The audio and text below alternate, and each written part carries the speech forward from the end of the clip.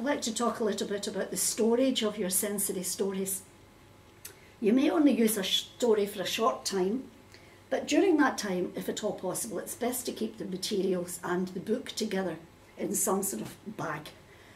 And it's also best, if you've written the story yourself, to write it out.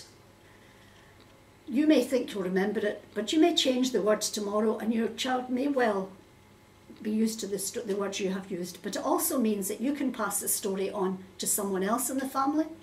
You can pass it on to Granny or to the babysitter, and they'll be very happy to do something to interact with your child and have something meaningful to do and something familiar if they're reading the story that you've read to them a few times before.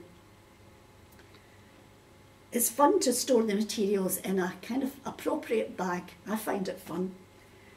And have the bag loosely connected to the story.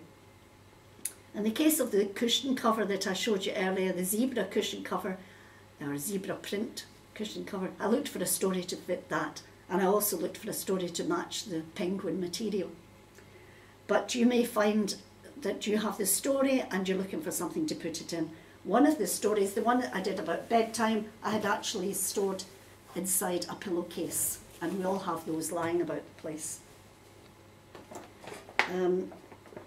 This was a bag that was given to me, and it's just a gift bag with animals on the front, and some gift bags that are nice and shiny. You may well want to use one of those. A nice bright shopping bag. It's actually, I think, for breast cancer charity, and that makes a good storage bag. I've also used a bag I made from a dish towel. I've used washing bags. You can use any sort of bag, handbag, and I'm amazed to say that I haven't done a story in a handbag, and that's one that is very easily done. You can do the contents of an old handbag and put favourite items into the handbag, and there's your story already.